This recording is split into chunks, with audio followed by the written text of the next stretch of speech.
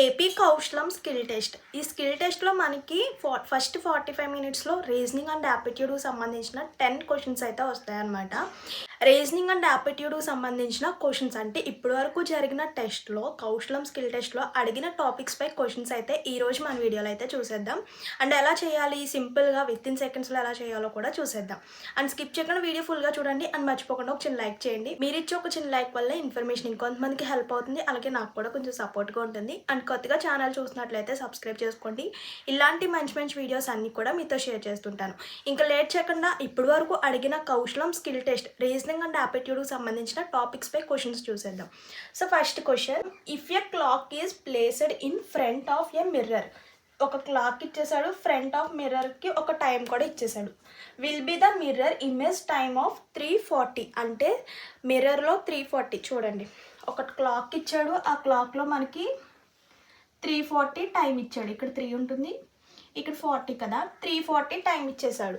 So ఇదే 3:40 మిర్రర్లో చూస్తే ఎంత టైం కనిపిస్తుంది? సో ఈ టైప్ ఆఫ్ క్వశ్చన్స్ ఇచ్చినప్పుడు ఎప్పుడైనా సరే సార్ 1160 మీన్స్ అంటే మనకి 12 కదా. సో 1160 అంటే మనకి 12.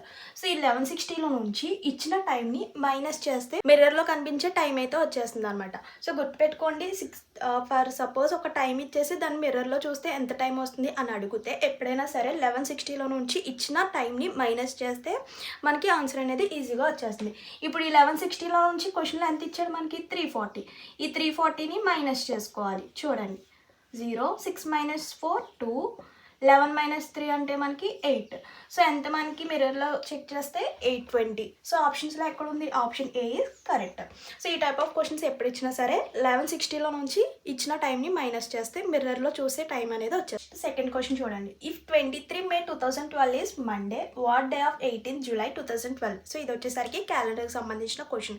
క్యాలెండర్కి సంబంధించిన టాపిక్పై ఫుల్ క్లారిటీగా ఒక వీడియో చేశాను చూడండి. అంటే ఆడ్ డేస్ అంటే ఏంటి, అలాగే డేస్కి, మంత్స్కి, ఇయర్స్కి కోడ్స్ ఎలా గుర్తుపెట్టుకోవాలి, ఏ క్వశ్చన్ ఇచ్చినా కూడా విత్ ఇన్ సెకండ్స్లో ఎలా సాల్వ్ చేయాలి ఒక వీడియో చేశాను క్యాలెండర్ టాపిక్ పై, చూడండి. సో ఇది వచ్చేసరికి మనకి క్వశ్చన్ ఏమడుగుతున్నాడు చూడండి, 23 May 2012 ఈస్ మండే అంట. So what day of 18 July 2012 ఏ డే అని అడుగుతున్నాడు. సో ఈ టైప్ ఆఫ్ క్వశ్చన్స్ ఇచ్చినప్పుడు ఇలా సాల్వ్ చేయండి. చూడండి, 23 ఇక్కడ వేస్తున్నాను, 23 May 2012. సో ఏ డే మనకి? మండే. నెక్స్ట్ మనల్ని ఏమడుగుతున్నాడు? 18th July 2012ని ఏ డే అని అడుగుతున్నాడు. సో క్వశ్చన్ అర్థమైంది కదా. ఇక్కడ చూస్తే మనకి ఇయర్స్ రెండు కూడా సేమ్. సో వాటిని పక్కన ఉంచండి. సో మనం క్యాలిక్యులేట్ చేయవలసింది ఈ రెండింటికి డిఫరెన్స్. అంటే 23 May నుంచి 18 July వరకు ఎన్ని డేస్ ఉన్నాయో వాటికి ఎన్ని ఆడ్ డేస్ ఉన్నాయో క్యాలిక్యులేట్ చేస్తే సరిపోతుంది. సో వచ్చిన ఆడ్ డేని దీనికి ప్లస్ చేసుకుంటే ఆన్సర్ అనేది ఈజీగా వచ్చేస్తుంది. First of all 23 May 18 July difference check చేద్దాం, ఎన్ని డేస్ ఉన్నాయో చెక్ చేద్దాం. 23 May అంటే మే మంత్లో మనకి 31 డేస్. 31 డేస్లో ఇంకా ఎన్ని డేస్ మిగిలి ఉన్నాయి? 8 డేస్. మనకి 8 డేస్ ఉన్నాయి. సో నెక్స్ట్ మే మంత్లో 8 డేస్ ఉన్నాయి. సో మే ఇక్కడ వేస్తున్నాను. నెక్స్ట్ మే తర్వాత జూన్లో మనకి 30 డేస్ ఉంటాయి. జూన్లో మనకి 30 డేస్ ఉంటాయి. నెక్స్ట్ ఎక్కడి వరకు ఇచ్చాడు? ఇక్కడ ఎక్కడి వరకు ఇచ్చాడో అది మాత్రమే తీసుకోవాలి. 18 జూలై వరకు తీసుకోవాలి. సో ఇక్కడ చూస్తే ఆడ్ డేస్ క్యాలిక్యులేట్ చేద్దాం. 8కి ఆడ్ డేస్ క్యాలిక్యులేట్ చేయాలంటే బై 7తో డివైడ్ చేసి రిమైండర్ ఎంత వస్తుందో చూసుకోవాలి. ఎందుకంటే వీక్ వచ్చేసరికి 7, రిమైనింగ్ ఎన్ డేస్ అయితే మిగిలిపోతాయి. అంటే వారానికి మించి ఎక్స్ట్రా డేస్ని మనం ఆడ్ డేస్గా తీసుకుంటాం. ఇప్పుడు 8 డివైడెడ్ బై 7 చేస్తే మనకి 1 టైము 7 1. సో రిమైండర్ ఎంత వచ్చింది? 1. సో 8 రోజుల్లో మనకి ఒక వారం పోగా ఇంకా రిమైనింగ్ డేస్ ఎన్ని ఉన్నాయి? 1. సో 8కి ఆడ్ డేస్ ఎన్ని? 1. అలాగే 30కి odd days 30 divided by 7 4 times 28, ఇంకా 2 డేస్. 30కి ఆడ్ డేస్ ఎన్ని? 2 days.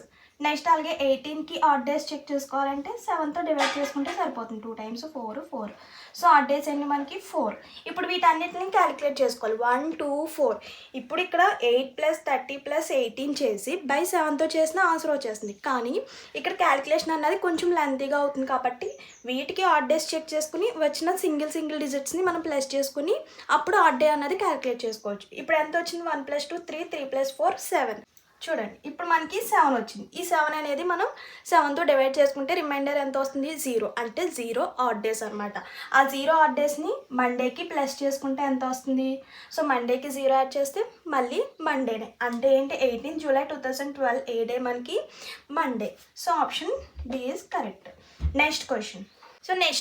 CAP is equal to 400. అలాగే సిఏఎన్కి ఒక కోడ్ ఇచ్చాడు. దాని ఫైన్ కార్కి కోడ్ అడుగుతున్నాడు. అంటే ఇది వచ్చేసరికి కోడింగ్ అండ్ డీకోడింగ్. ఈ కోడింగ్ అండ్ డీకోడింగ్లో క్వశ్చన్స్ ఇచ్చినప్పుడు మనకి A to Z వరకు ఉన్న లెటర్స్కి పొజిషన్స్ అనేది గుర్తుండాలి.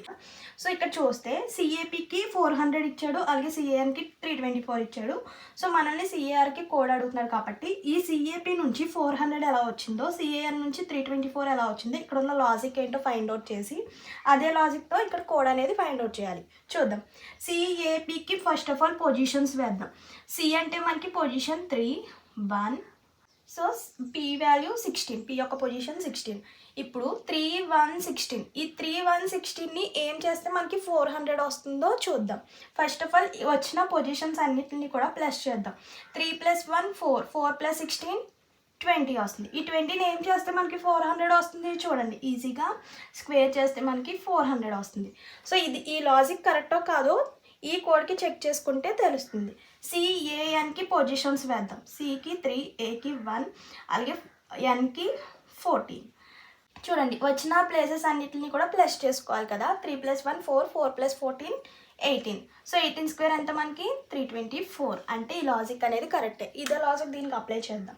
సిఏఆర్కి ఫస్ట్ ఆఫ్ ఆల్ పొజిషన్స్ వేసుకోవాలి. సికి 3 ప్లస్ ఏకి 1 ప్లస్ ఆర్కి వాల్యూ 18. సో ఇప్పుడు వీటన్నిటిని ఏం చేయాలి? ప్లస్ చేసుకోవాలి. 3 + 1 4, 4 + 18 22. సో నెక్స్ట్ స్టెప్ ఏంటి? వచ్చిన డిజిట్ని స్క్వేర్ చేసుకోవాలి. 22 స్క్వేర్ మనకి ఎంత వస్తుంది? చూడండి, 484. సో 22 స్క్వేర్ ఎంత మనకి? 484. Option D is correct. So ఇది కోడింగ్ అండ్ డీకోడింగ్ సంబంధించిన క్వశ్చన్ అనమాట. So next question, which one is odd? So which one is odd one అంటే ఇక్కడ మనకి 4 వర్డ్స్ అనేది ఇచ్చేసాడు, 4 ఆప్షన్స్ ఇచ్చేసాడు. ఈ 4 ఆప్షన్స్లో ఆడ్ వర్డ్ అంటే చూద్దాం. యాపిల్, బనానా, ఆరెంజ్, క్యారెట్ కదా. సో ఇక్కడ మనకి 3 వర్డ్స్ అనేది సేమ్ లాజిక్తో ఉంటాయి. అంటే ఫర్ సపోజ్ ట్రీస్, లేకపోతే ఫ్రూట్స్, వెజిటేబుల్స్ అన్నీ కలిపించేస్తాడు. 3 మాత్రం సేమ్ లాజిక్తో ఉంటాయి అండ్ 1 మాత్రం డిఫరెంట్గా ఉంటుంది. చూద్దాం. యాపిల్, బనానా, ఆరెంజ్ ఇవన్నీ కూడా మనకి దేంట్లోకి వస్తాయి? ఫ్రూట్స్లోకి వస్తాయి. ఓన్లీ ఒకటి మాత్రమే క్యారెట్. సో అది వచ్చేసరికి వెజిటేబుల్లోకి వస్తాయి. Add 1 out. డిఫరెంట్ వర్డ్ ఏంటి మనకి? Carrot. So option D is correct. Next question, a train 180 meters long is running at a speed. ఇక్కడ చూస్తే ట్రైన్ అని 180 meters వెళ్తుంది. సో ట్రావెల్ చేస్తుంది. ఏ స్పీడ్, దానికి స్పీడ్ కూడా ఇచ్చేసాడు, 54 km/h అని ఇచ్చేసాడు. How much time will take to pass A platform 270 meters long. ఇక్కడ చూస్తే ఒక ట్రైన్ వచ్చేసరికి 180 meters వెళ్తుంది. అలాగే ప్లాట్ఫామ్ దగ్గరికి పాస్ అవ్వాలంటే మొత్తం కూడా 270 meters. సో ఇక్కడ డిస్టెన్స్ చూస్తే మనకి 180 అండ్ అలాగే 270. సో డిస్టెన్స్ ఏమవుతుంది మనకి? Distance equal to 180 meters plus 270 meters. 180 plus 270 meters అంటే మనకి సో 450 meters అనమాట. సో టోటల్ డిస్టెన్స్ ఎంత వచ్చింది మనకి? ట్రైన్ డిస్టెన్స్ వచ్చేసరికి 480 meters. సో నెక్స్ట్ ఏమి ఇచ్చాడు? స్పీడ్ కూడా ఇచ్చాడు. Speed is equal to 54 km/h. So ఇక్కడ క్యాలిక్యులేట్ చేస్తే మనల్ని ఏం అడుగుతున్నాడు? హౌ మచ్ టైం అడుగుతున్నాడు. సో టైం క్యాలిక్యులేట్ చేయాలంటే ఫార్ములా తెలుసు, ఇక్కడ వేస్తున్నాను చూడండి. Distance by speed. So distance ఎంత వచ్చింది మనకి? 450 meters. సో నెక్స్ట్ స్పీడ్ ఎంత వచ్చింది మనకి? 54. ఇక్కడ చూస్తే మనకి ఆప్షన్స్ అన్నీ కూడా టైమ్స్లో అంటే సెకండ్స్లో ఉన్నాయి కదా. అంటే ఇక్కడ మనకి ఎంత ఇచ్చాడు? km/hలో ఇచ్చాడు. అంటే km/hని సెకండ్స్లో కన్వర్ట్ చేసుకోవాలంటే ఇంటూ 5/18 వేసుకోవాలి. సో అప్పుడు మనకి సెకండ్స్లోకి చేంజ్ అవుతుంది. సో నెక్స్ట్ ఇప్పుడు 450 meters బై 54 ఇంటూ 5/18 కదా. ఇప్పుడు మనం ఈజీగా క్యాన్సిలేషన్ చేసుకుంటూ వెళ్ళాలి. క్యాలిక్యులేషన్ చేస్తే మనకి ఎక్కువ టైం అవుతుంది కాబట్టి ఈజీగా క్యాన్సిలేషన్ చేసుకుందాం. 18 అనేది 54లో ఎన్ని టైమ్స్ క్యాన్సిల్ అవుతుంది మనకి? 3 times. ఇప్పుడు చూడండి ఇక్కడ వేస్తున్నాం 450 బై 3 ఇంటూ 5. డినామినేటర్లో ఇంకెంత ఉంటుంది మనకి? ఇంకా 15 ఉంటుంది. సో ఇప్పుడు మనం క్యాల్కులేషన్ చేసుకుందాం. 15 దీంట్లో ఎన్ని టైమ్స్ క్యాన్సిల్ అవుతుంది? 30 times క్యాన్సిల్ అవుతుంది. 15 30s 450. సో మనకి ఎంత answer? 30 seconds. So option B is correct. Next question, 12 mens can complete a work in a 15 days. ఇక్కడ క్వశ్చన్ క్లియర్గా అర్థం చేసుకోండి. 12 అంటే 12 మెంబర్స్ 15 డేస్లో వర్క్ అనేది కంప్లీట్ చేశారు. సో మనల్ని ఏమడుగుతున్నాడు, how many men are required to complete the same work in 9 days.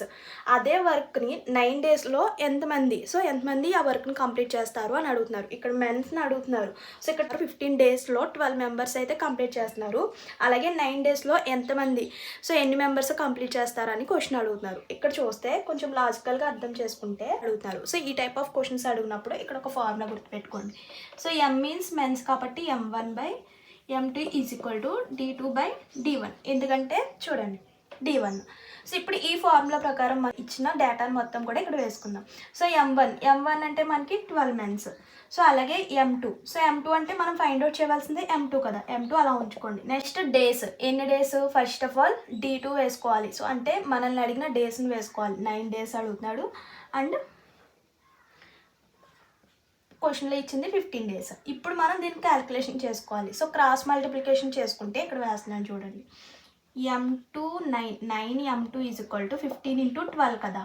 So M2ఏ కదా మనం ఫైండ్ అవుట్ చేయవలసింది. ఆ M2ని ఇక్కడ ఉంచేసి 9ని అటు సైడ్కి తీసుకెళ్తే బై అవుతుంది. 15 × 12/9 అవుతుంది. ఇప్పుడు సింపుల్గా క్యాలిక్యులేషన్ చేసుకోండి. సో 12 and 9 రెండు కూడా మనకి 3 టేబుల్లో క్యాన్సిల్ అవుతుంది. సో 12 వచ్చేసరికి 4 times, అలాగే 9 వచ్చేసరికి 3 times క్యాన్సిల్ అవుతుంది. మళ్ళీ ఈ 3 15లో ఎన్ని టైమ్స్ క్యాన్సిల్ అవుతుంది, 5 times. సో రిమైనింగ్ ఎంత మిగిలినాయి అక్కడ, 5 × 4. So 5 4s are 20. అంటే ఎన్ని డేస్లో కంప్లీట్ చేస్తారు, 9 daysలో ఎంతమంది కంప్లీట్ చేస్తారు, 20 మెంబర్స్.